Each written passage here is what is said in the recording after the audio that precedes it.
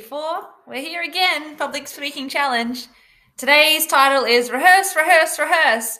It's time to practice and get ready to present your speech to the class. Now, we're not presenting it to the class today. We're getting ready for that moment.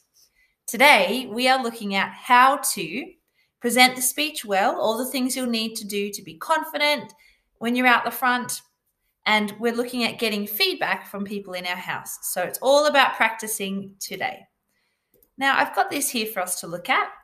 Before you take the stage or before you go in front of your classmates, it is a good idea to rehearse or practice. So you could give your presentation in front of a mirror. You could also record it and you could watch it back.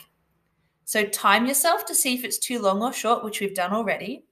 And here is what we're going to practice. These skills make good speakers.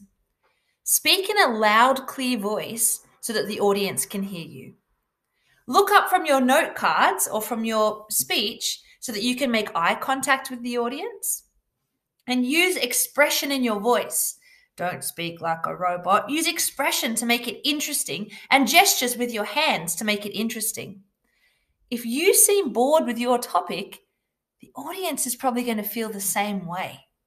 So that's why it's so important that we use our bodies, our facial expressions, our hand gestures to be excited and passionate about what we're talking about so that the audience also feels that same way. Now, I'm going to show you the rubric that we use, and we've been looking at this a little bit. This is to do with manner. Manner is using a good volume, using your voice, eye contact, and the way that you stand. So let's have a look at the C level here. So if you're doing exactly what you need to be doing and you get a C, which is fantastic, you will be projecting your voice well. That means using a great volume. And you'll also be pausing in different spots so that you're not just rushing it all so that's one long sentence and it goes really quickly. You're stopping for full stops and pausing in places so that everyone can follow along with what you're saying. You'll be using some good expression with your voice. That means making your voice go up and down and change tones to match the different parts of your speech. For a C, you'll occasionally look up at the audience to give some eye contact. And you'll probably be reading your speech a lot, but you will be making an effort to look up and look around. Now for a C, you'll be standing comfortably when you present. So if we go further down here, it's like an awkward stance. If you're kind of standing in a strange way or holding your speech in front of your face, then that's not having a great way of presenting. Now, if you'd like to go a little bit further, the B level would be you're varying your tone to attract the attention of the audience and you're using good expression all the time. You'll be doing lots of eye contact, and for the B, you would have rehearsed your speech so many times that you don't have to read it from the palm cards. You will know your speech really well, so you'll be able to look up and look around for lots of the speech. The more eye contact you have, the more engaged the audience is going to be with what you're saying. And again here, just really relaxed and natural, just speaking as if you're just talking with your friends, which you actually are, but not feeling that nervousness. You might feel it, but presenting yourself confidently. So worth having a little look over that so you know what teachers are looking for.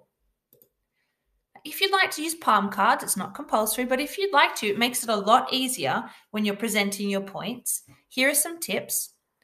Write the opening of your speech on a card. Write each of the 3 main points on 3 different cards. And write your ending on a card. So you could have 5 palm cards.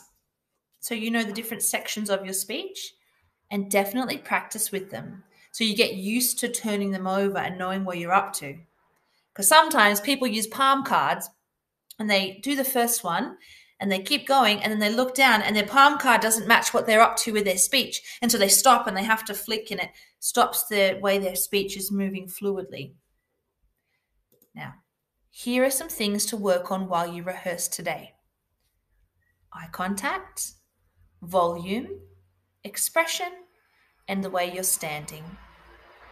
So here are some tips. Scan around the audience, making eye contact with them. Use a loud, clear voice. Don't talk too fast. And use your expression to make your speech more interesting. Use hand gestures when appropriate. Don't hold your palm cards in front of your face.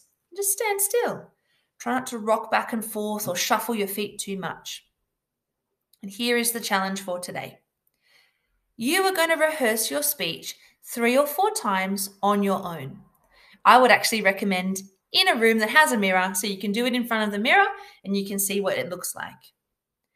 Then you're going to present your speech after you've done it 3 or 4 times by yourself.